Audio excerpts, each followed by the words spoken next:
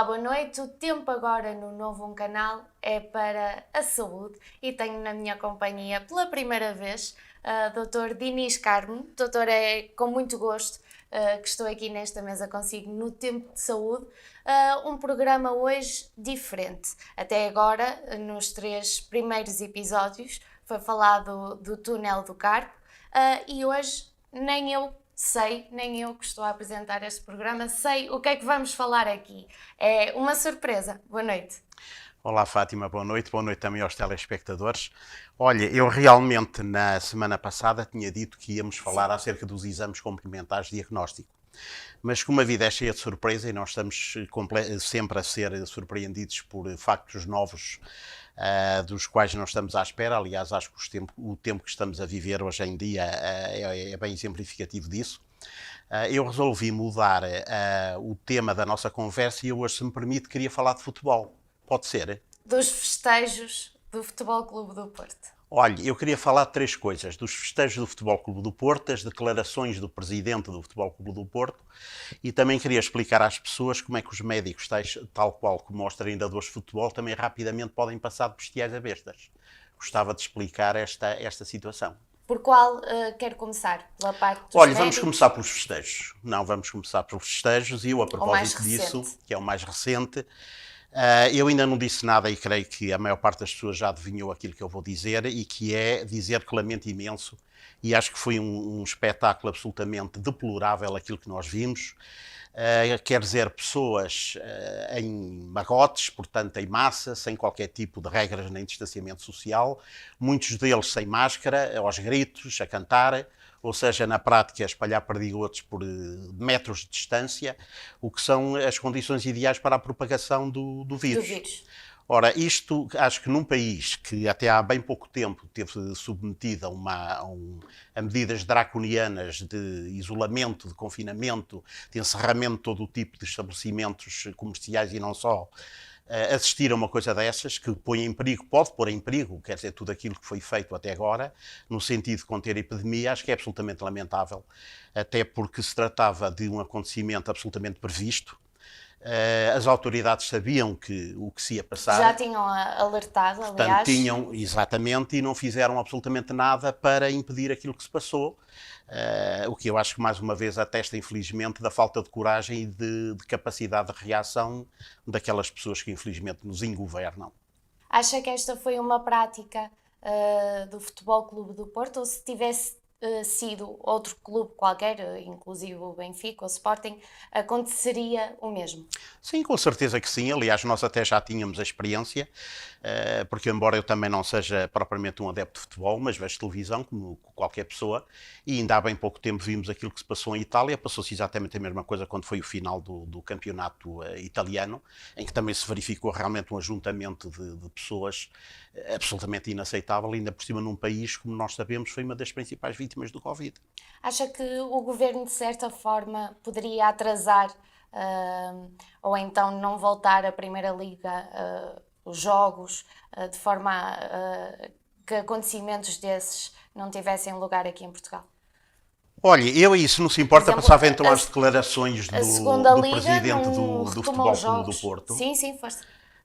Porque, goste ou não se goste, uma coisa que tem de se reconhecer ao Sr. Jorge Nuno Pinto da Costa é que ele tem uma capacidade invulgar de fazer declarações particularmente irónicas e contundentes. Sim.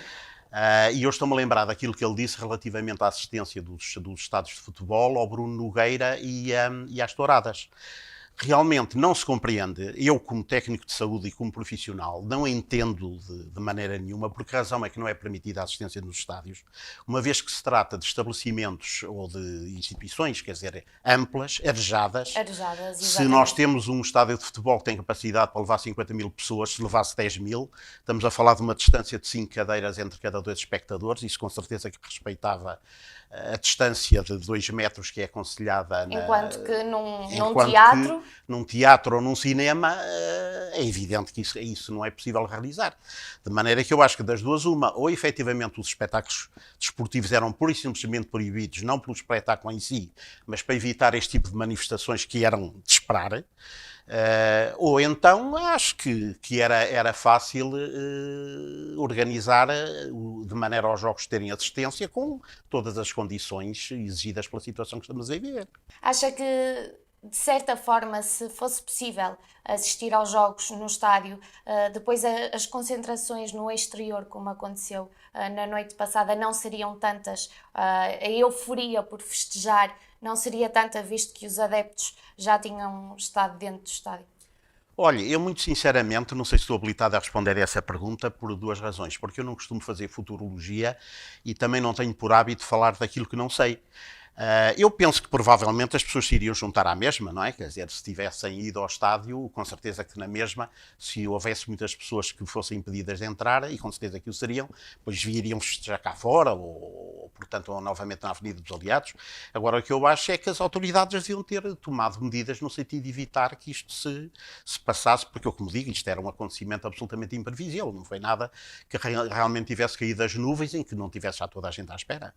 Como profissional de saúde, suponho que seja frustrante ver isto. Realmente não é agradável. Eu, por acaso, não estou na frente de batalha, até porque também já faço parte do grupo de risco, mas que quando nós pensamos nos profissionais que todos os dias estão nos hospitais a arriscar a vida para tratar os outros, e depois se vê este tipo de comportamentos, é evidente que realmente não é muito estimulante. Muito bem, Dr. Dinis, e o último? E o último, tema. pronto. O último era a questão dos médicos terem como os treinadores de futebol rapidamente passarem de bestiais a bestas. E onde é que eu quero chegar com isto? É que, repare, antigamente, ou até há poucos anos atrás, os ortopedistas, e vou falar só da minha área em particular, eram ortopedistas gerais. Ou seja, o doente, quando vinha ao ortopedista, tinha uma dor qualquer no corpo e sabia que o ortopedista que lhe tratava a mão, o cotovelo, o ombro. Não havia nenhuma etc. especificidade. Não havia nenhuma especificidade.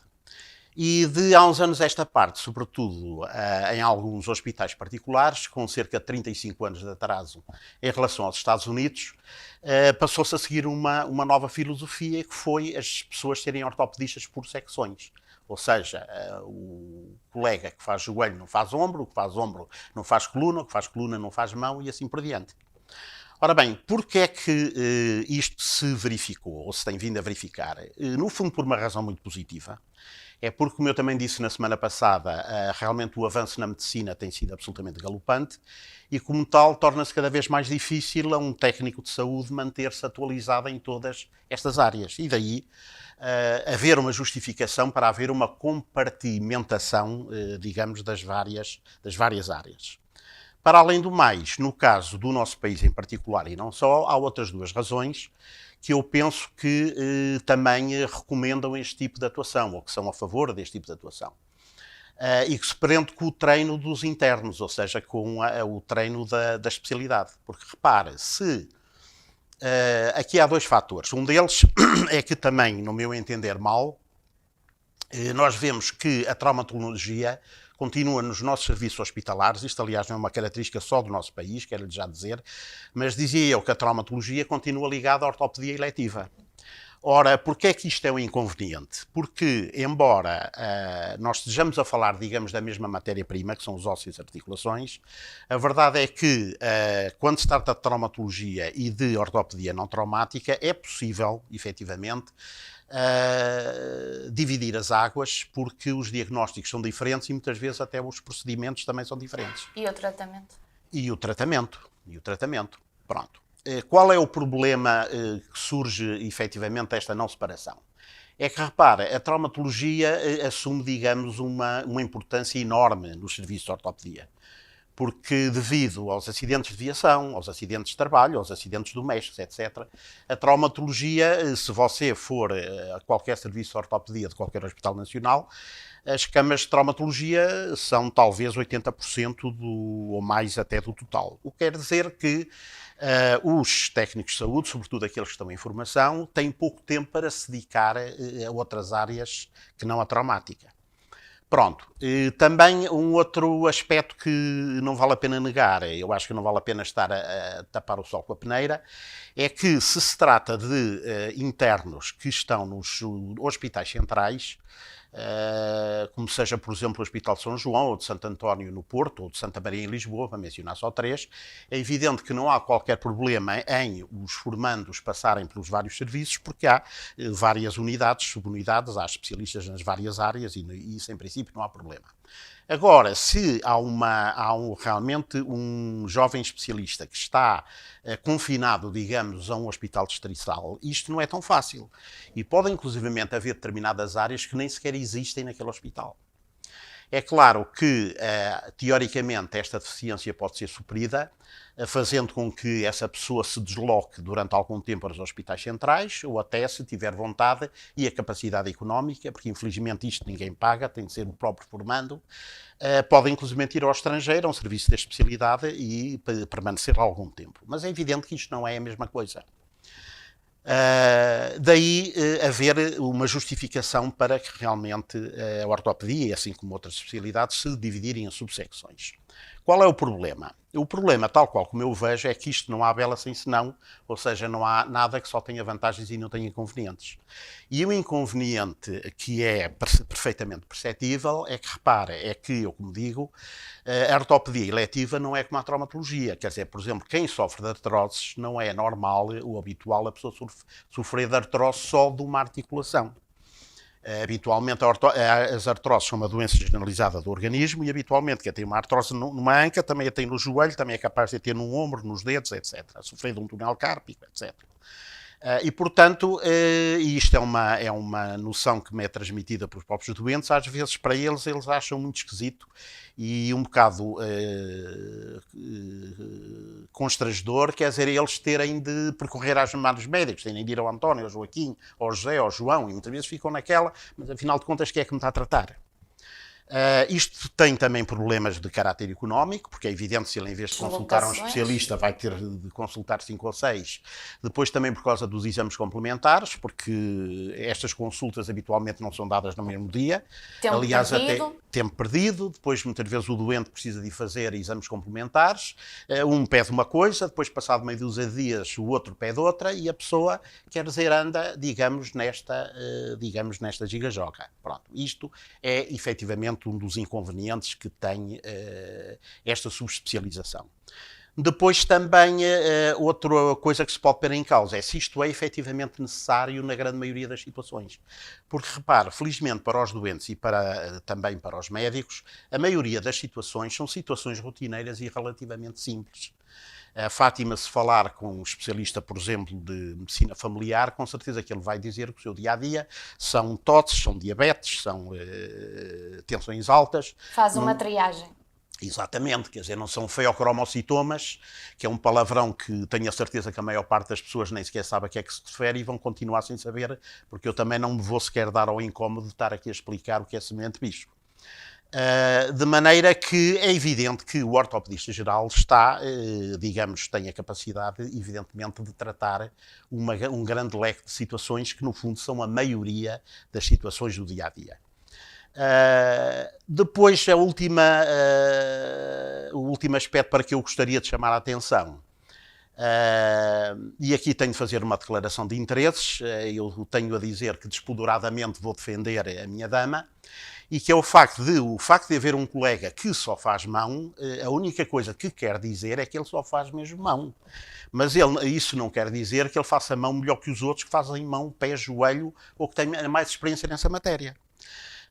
E a prova disso é que, apesar de eu não ser um super especialista de mão, a verdade é que fui eu que inventei a técnica nova para o síndrome do túnel do carpo, não foi nenhum desses super especialistas. Portanto, o facto de haver um colega que faz mão há 4 ou 5 anos não quer dizer que faça melhor mão do que alguém que não faz só mão, mas que já faz mão, se calhar há mais anos do que esse colega está vivo. E às vezes os anos também não quer dizer muita coisa. Há muitos profissionais que até nem têm muitos anos de carreira e acabam por descobrir coisas também benéficas, não é? Ora bem, repara, eu também aqui, sabe que isto também não é só no futebol, nós dissemos que íamos falar de futebol, não é só no futebol que existem os Ronaldos. Os Ronaldos existem em todas as profissões, inclusive na médica. E há, efetivamente, a maioria que são médios, haverá alguns maus e há outros que são excepcionais. E há efetivamente pessoas que com poucos anos de prática conseguem atingir um nível que se calhar outros a trabalhar uma vida inteira nunca atingem. Quer dizer, isso é um facto natural da vida, como digo, e não é só na medicina que isso passa. Agora repara, há áreas onde a experiência é muitíssimo importante e por acaso a ortopedia, a medicina, claro, e dentro da medicina a ortopedia, claro, é uma dessas. Claro. E eu posso lhe dar um exemplo muito simples. Repara, ainda voltando ao futebol, como toda a gente sabe, uma das lesões mais frequentes dos futebolistas são as rupturas do menisco. E durante muitos e muitos anos, nós médicos andámos a tirar os meniscos impunemente às pessoas. Porquê? Porque havia a convicção de que os meniscos eram uma estrutura vestigial, tipo de uma espécie de um apêndice do joelho, e que não fazia falta absolutamente nenhuma. De tal maneira que o médico ficou também famoso pelo facto de ter sido durante muitos anos o cirurgião de eleição do Futebol Clube do Porto, o Dr. Mário Bessa, escreveu um livro onde ele inclusivamente conta que acontecia, e era frequente nos anos 60, no tempo do saudoso Eusébio, muitas vezes quando um futebolista fazia uma lesão do menisco ia à faca, e é evidente que naquela altura não havia aquelas operações por furinhos, aquilo era mesmo por um furão, e, portanto, havia a prática de tirar os 2 meniscos ao futebolista. E porquê? Qual era a lógica por trás disto? Era que, ao tirar o outro que não estava roto, como se tinha a convicção que aquilo não servia para nada, era impedir que ele de hoje para amanhã viesse a romper o menisco do outro lado e ter de fazer a outra operação. Fazia logo 2 em 1. Pronto, ora bem, isto deixou de se fazer porquê? Porque levou-nos 25 anos, entre 20 a 25 anos, a chegar à conclusão que os meniscos são uma estrutura absolutamente indispensável no joelho e todas as pessoas a quem isso foi feito, ao fim desses tais 20 ou 25 anos, desenvolveram artroses do joelho brutais.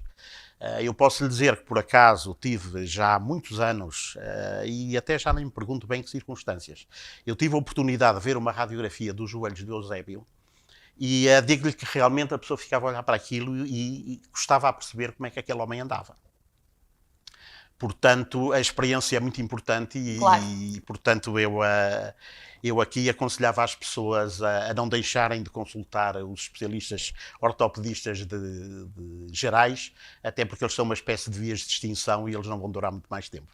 Muito bem. Dr. Dinis, ficamos por aqui? Era isto que eu tinha a dizer, a menos que você tenha qualquer pergunta. Hoje um programa diferente em vários aspectos. Falamos mais de futebol e de questões mais atuais, digamos, e não tanto ligado à medicina e à saúde, mas foi este o tempo dedicado à saúde no seu novo canal. Quanto a mim, resta-me desejar-lhe uma boa noite e um bom fim de semana.